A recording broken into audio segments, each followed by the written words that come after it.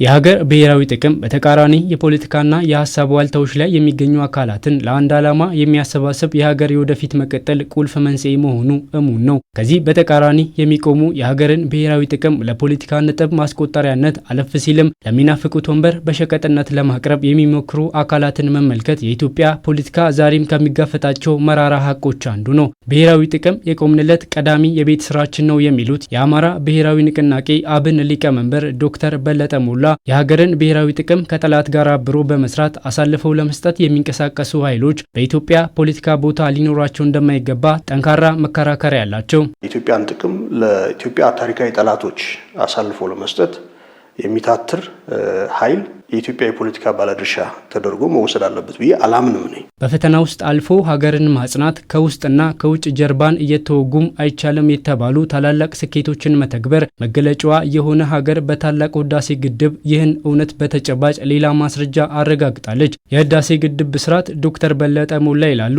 የውጭ ላኪን የውስጥ ተላላኪንም በአንድ ያሸነፈ ስኬት ነበር። አባይን ገድበናል። አባይን እንዳንገድብ ለዘመናት ስራዎች ሲሰሩ ቆይተዋል። ኢትዮጵያ እረፍት እንድታጣ ወደ ልማት ፊቷ እንዳታዞር አባይ እንዳታስብ ሰፊ ስራ ሲሰራ ቆይቷል። ግብጽ ተልዕኮ ይሰጣል።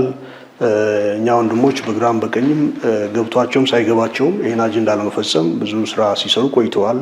እረፍት አጥተን ቆይተናል። አሁን አባይን ገድበናል። ይሄ አንድ ሂስቶሪክ የሆነ ድል ነው። ቀይ ባህር ያለ ኢትዮጵያ ህዝብ ፈቃድና ይሁንታ በፖለቲካ ሴራ ያጣነው የተፈጥሮ ሀብታችን ከመሆኑም በላይ የኢትዮጵያ የባህር በር ባለቤትነት ጥያቄ ተፈጥሯዊ ህጋዊና መልክዓ ምድራዊ መብቷን መሰረት ያደረገ ነው። ይህንን ታሪካዊ ሀብት ማጣት በአሁኑ ትውልድ ዘንድ ከፍተኛ ቁጭት ስሜት ይፈጥራል። መንግስት ይህንን የህዝብ ጥያቄ ለመመለስና ኢትዮጵያ ያላትን ስትራቴጂካዊ ጥቅም ለማስከበር የተለያዩ ዲፕሎማሲ ስልቶችን በመከተል ረጅም ርቀት ተጉዟል። ብሔራዊ ጥቅም የፓርቲያቸው ማዕከላዊ ነጥብ በመሆኑ ሀገር ላይ በተሰራ ሸቀጥ ከኢትዮጵያ የተነጠለው ቀይ ባህር ቁጭታቸው መሆኑን የሚያነሱት የአብን ሊቀመንበር ዶክተር በለጠ ሞላ ከመንግስት ጋር በአንድ ከሚቆሙባቸው ብሔራዊ ጥቅሞች አንዱ ይህ መሆኑን አስምረዋል። ኢትዮጵያ ተፈጥሮ የሰጣትን ባህር በፖለቲካ ምክንያት በሴራ ምክንያት እንድታጣ ሆኗል።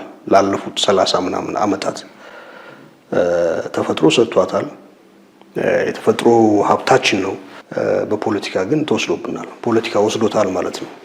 መንግስት ይህን አጀንዳ ሲያነሳው በጣም ከፍ አድርገን ሰለብሬት አድርገናል። ኢትዮጵያ የቀይ ባህርን ምንም አይነት ህጋዊ መሰረት በሌለው አግባብ በሴራ እንድታጣ መደረጉ በሁሉም ኢትዮጵያዊ ላይ የተፈጸመ ታላቅ በደል ነው ብለውታል። የኢትዮጵያ ህዝብ ይሁንታውን ሳይሰጥ ድምፅ ሳይሰጥ ሳይሳተፍ እድል ሳያገኝ መድረክ ሳያገኝ የባህር በር ኢትዮጵያ እንድታጣ የተደረገው ይሄ ግልጽ የሆነ የፖለቲካል ኮንስፓይሬሲ ነው፣ ሌላ ነገር አይደለም።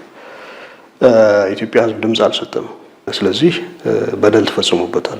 በወቅቱ በድፍረት የተወሰነ የፖለቲካ ውሳኔ በመሆኑም ኢትዮጵያውያን ላይ የተፈጸመ ታሪካዊ በደልና የሀገርን ብሔራዊ ጥቅም አሳልፎ የሰጠ ታሪካዊ ስህተት ነው። ኢትዮጵያ በታሪክና በተፈጥሮ ያላትን የባህር በር የማግኘት መብት ዳግም የሚያረጋግጥላት ምቹ ሁኔታ ሊፈጠር እንደሚገባ የገለጹት ሊቀመንበሩ አብንም ይህንን ፍትሐዊ ጥያቄ ከግብ ለማድረስ በቁርጠኝነት እንደሚሰራም አረጋግጠዋል። መደረግ ያለበት መሰራት ያለበት የፖለቲካ ስራ ሁሉ ተሰርቶ ኢትዮጵያ የባህር በር ተፈጥሯዊ ባለቤትነቷን ሪክሌም ማድረግ የምችልበት እድል መምጣት አለበት።